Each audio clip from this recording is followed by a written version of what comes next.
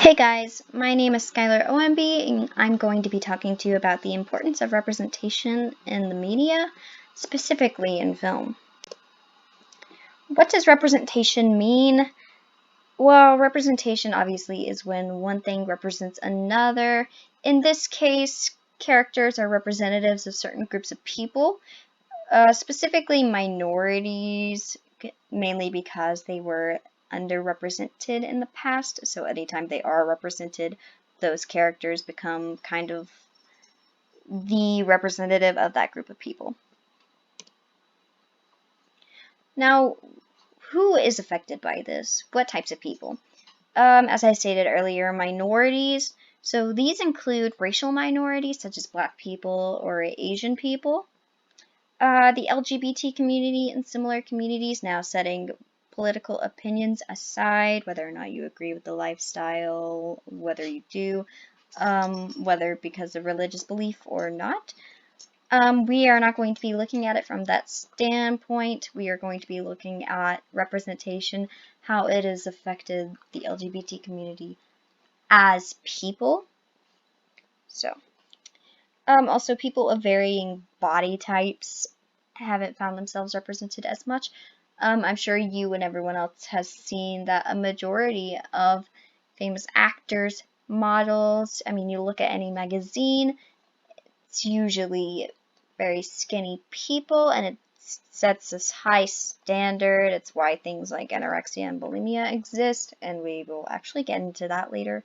But I'm not actually going to talk about that as much as I am other minority groups, but I thought it was important to mention. Also, women have been underrepresented in the past or misrepresented stereotypes such as like the housewife or weak, nurturing, whatever. Obviously, it's getting better for women quicker than it is for any of these other groups, but I thought it was important to mention. Representation in past film and media hasn't always been the kindest friend to minorities. If a minority was going to be in a film, they were either going to be misrepresented, such as negatively represented, or underrepresented, so they would have little to no representation at all. So what are some examples of misrepresentation? Racist caricatures for one. This includes things like blackface, yellowface, etc. You could probably put any color in front of the word face and there's probably an example. For the biggest example would be blackface. It started during slavery, and I'll actually get into that later. But it started off as something called blackface minstrelsy, where white people would perform, but they would put black or brown paint over their face, leaving room around the lips to kind of put off the illusion of big lips. Now, obviously, you can see where this is offensive. But they would also just pretend to be stupid and just totally mock black people. Yellowface is also something that has happened in the past. It's usually didn't include painting the face, but rather altering certain parts of your face to look Eastern Asian. For example, altering the eyes to look more, I guess, squintier is how they would put it. And also sometimes other facial features, especially like bad teeth was also very common. And then this also falls under stereotypes, but just because something is a stereotype doesn't mean it's blackface, yellowface, or a caricature. Anytime the group of people is used as the punchline, which also whenever blackface is used or yellowface is used, that usually is the punchline. But this also happens with a lot of like gay characters too. Especially gay stereotypes are usually a punchline, or just the act of possibly being gay is used as a joke. Then there's also underrepresentation, which is when they are represented at all. This is very common in whitewashing and has happened as recently as a movie known as Ghost in the Shell, in which Scarlett Johansson was cast to play a character that was originally Japanese. So, basically taking the opportunity away from a Japanese actor. So why is this an issue? What kind of led to this? So basically, black minstrelsy started whenever slavery was still a thing. Slavery was still legal. It started back in the 1700s, and it kept going all the way until segregation and continued for quite a while. It found itself in many entertainment forms, plays, movies. It even found itself in advertisements. So, it was basically a way for white people to show that they were superior towards black people. Black people were inferior. That's why they were slaves in their minds. So, same thing with a lot of gay characters too.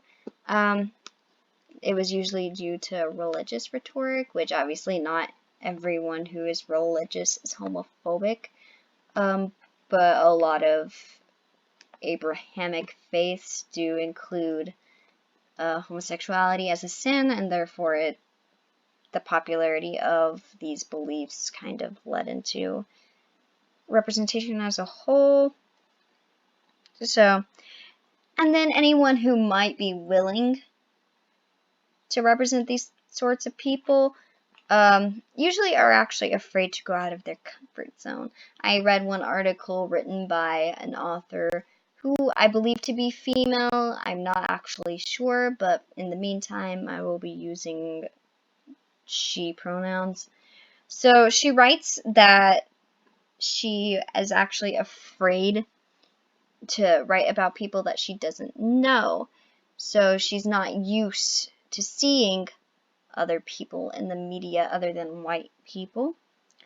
And usually anytime they were, she stated that they were usually one-dimensional. They were stock characters, which that basically means that they have like one personality trait and that overrides everything else. They don't really have depth to them. They're not a dynamic character, usually used in comedy.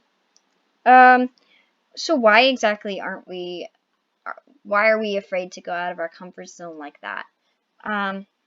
Actually, a psychologist stated that it was due to something called the basal ganglia. Not sure if I'm saying that right, but it's basically a part of the brain that specializes in routines and habits. And so anytime we do perform those routines, we feel a sense of comfort. So, but we can actually get out of those routines through enough motivation. So why exactly is it important in the first place? Now, bringing body image back into it, like I stated earlier, people of varying body types aren't represented in the media. A study conducted by The Guardian in the UK showed that 1 in 8 adults were suicidal due to their body image. Basically, the article stated that they weren't seeing themselves represented in the media, and therefore they felt bad about their own bodies and had suicidal ideations because of it. So if that can happen just from body image, it can happen with any other groups of people as well. Also, children are easily influenced. They learn from films and TV very often. Sometimes it can be negative, sometimes it can be positive. So, for example, if they see a character or something offensive on TV, they can copy it. Or if watched with a parent, the parent can explain things to them, and it can actually be a positive learning experience.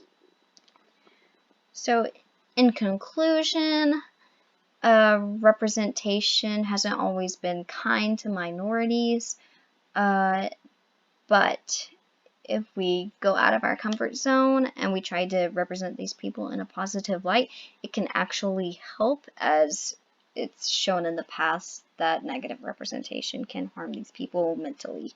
So, if we represent these people in a positive light, we might can change their lives.